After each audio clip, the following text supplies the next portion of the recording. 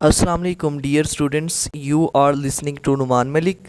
आज के इस ट्यूटोरियल में हम जो है वर्चुअल यूनिवर्सिटी की फ़ी से रिलेटेड जो इम्पोर्टेंट क्वेश्चंस हैं जो कि बहुत सारे स्टूडेंट्स मुझसे करते हैं तो उनके आंसर करने वाले हैं। इसके अलावा वर्चुअल यूनिवर्सिटी के एक इम्पोर्टेंट अनाउंसमेंट जो है वो आपको बताने जा रहे हैं कि आपके जो एलएमएस हैं वो कब ब्लॉक होने जा रहे हैं। तो वीडियो को स्टार्ट करने से पहले मैं आपको रिकमेंड करूंगा कि नुमान मलिक के इस चैनल को सब्सक्राइब लाजमी कर लीजिएगा और बेल आइकन को लाजमी प्रेस कर लीजिएगा ताकि आपको लेटेस्ट अपडेट्स जो हैं वो मिले सबसे पहले। तो चलिए वीडियो को स्टार्ट करते हैं। तो जो फ़ी का इशू होता है वो बहुत ज़्यादा इम्पोर्टेंट होता है, हर एक को पे करना पड़ती है। तो सबसे पहला क्वेश्चन जो है वो मुझसे स्टूडेंट्स पूछते हैं, कैन आई पे माई फ़ी ऑनलाइन? क्या मैं अपनी फ़ी को ऑनलाइन पे कर सकता हूँ? यस, आप जो है अपनी फ़ी को ऑनलाइन पे कर सकते हैं और ऑनलाइन पे करने के लिए आपको अपना एलएमएस ओपन करना होगा और फिर अकाउंट का जो सेक्शन है वहाँ पर जाकर आपने ऑनलाइन जो है फ़ी को पे करना होता है। तो ऑनलाइन फ़ी को पे करने के लिए आपके पास मास्टर कार्ड होना चाहिए या कोई स्मार्ट कार्ड आपके पास होना चाहिए जिससे आप अपनी फ़ी को पे कर सकें। इसके अलावा आप इजी पैसा के ज़रिए भी अपनी फ़ी को सबमिट जो है वो करवा सकते हैं। तो इन मेथड को यूज़ करके आप अपनी फ़ी को ऑनलाइन सबमिट करा दीजिएगा। तो नेक्स्ट क्वेश्चन की तरफ चलते हैं। इफ़ आई कैन नॉट पे माई फ़ी देन, अगर मैं अपनी फ़ी को पे ना कर सकूं तो फिर क्या होगा?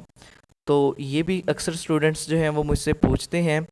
तो अगर आप अपनी फ़ी को सबमिट ना करवाएंगे अपनी लास्ट डेट तक तो आपका जो एलएमएस है वो ब्लॉक हो जाएगा।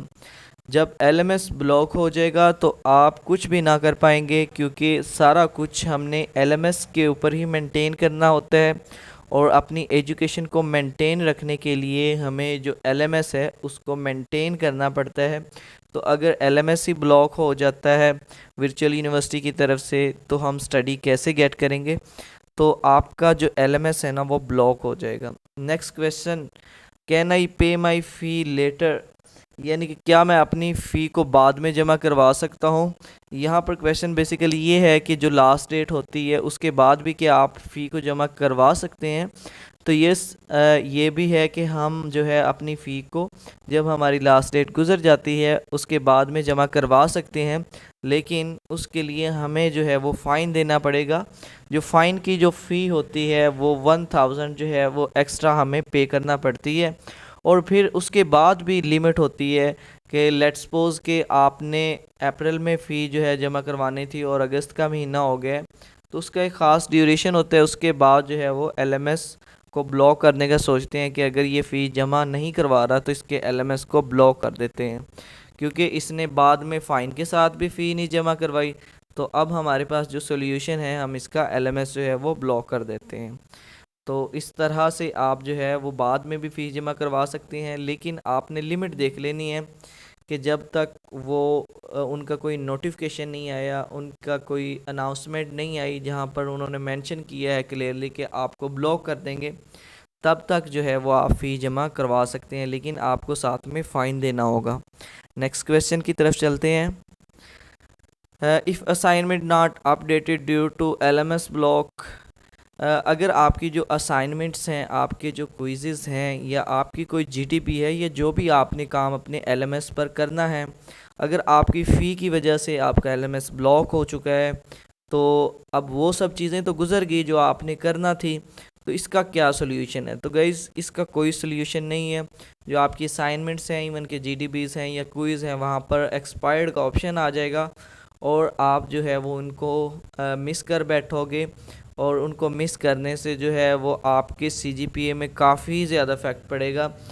तो इसलिए मेक श्योर कर लें कि एलएमएस आपका हमेशा जो है वो चलता हो, फ़ी को जो है वो जल्दी से जल्दी पे करें और टाइम के टाइम जो है वो पे करें।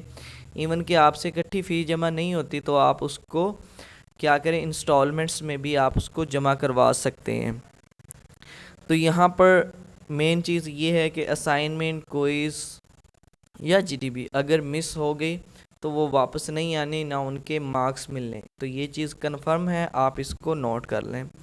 अब नेक्स्ट क्वेश्चन है, is there any late fee penalty?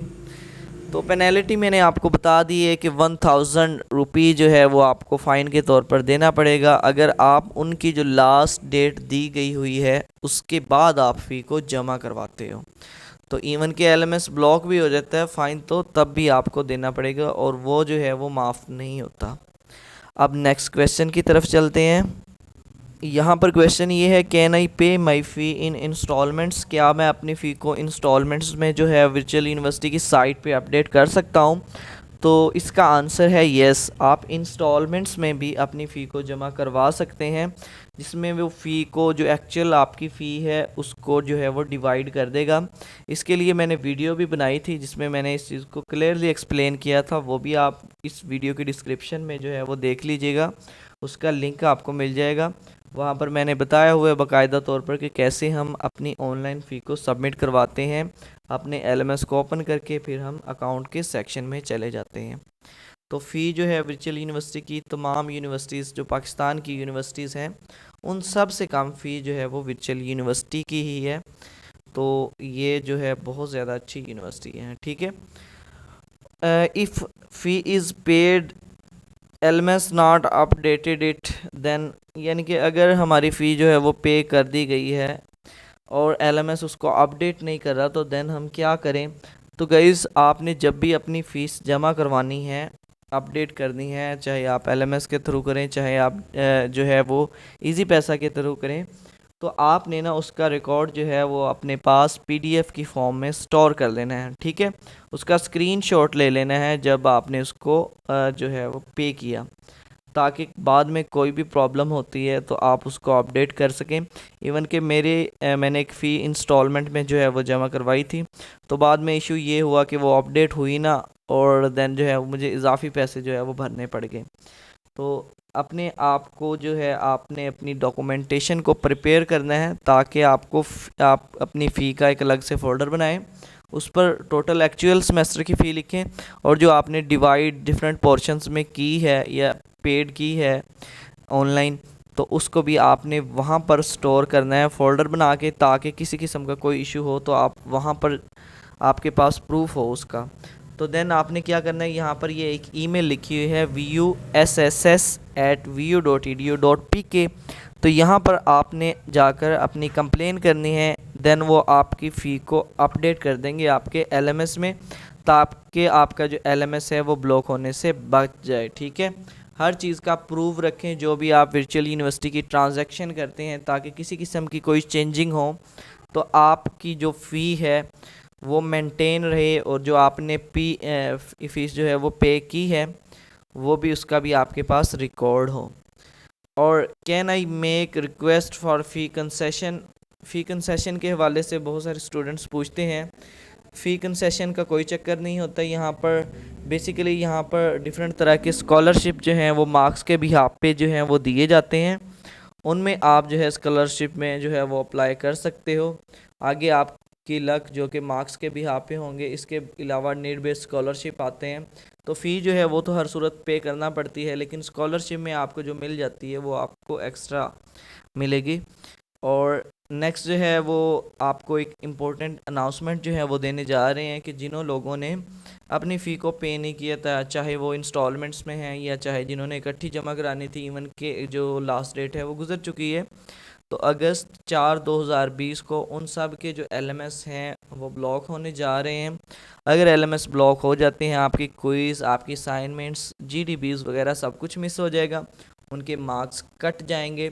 तो जब आप पेपर दोगे तो जस्ट आपके पेपर के ही मार्क्स होंगे, तो तब आप पास होते हो फेल होते हो, आपकी किस्मत। तो ये तरह तरह के क्वेश्चंस थे जो कि स्टूडेंट्स मुझसे करते हैं।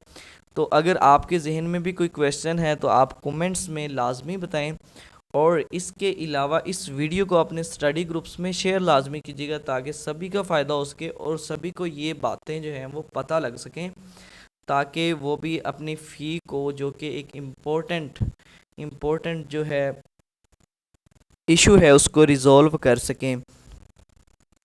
तो डियर स्टूडेंट्स, बहुत सारी क्विज़ेज़, असाइनमेंट्स के सॉल्यूशंस के लिए नुमान मलिक के इस चैनल को सब्सक्राइब लाजमी कर लीजिएगा, ताकि आपको लेटेस्ट अपडेट्स जो हैं वो मिले सबसे पहले, और बेल आइकन को भी लाजमी दबा लीजिएगा। इसके अलावा जो है आपने आपने मुझे दुआ में लाजमी याद रखना है। और अल्लाह हाफिज़। Thank you so much.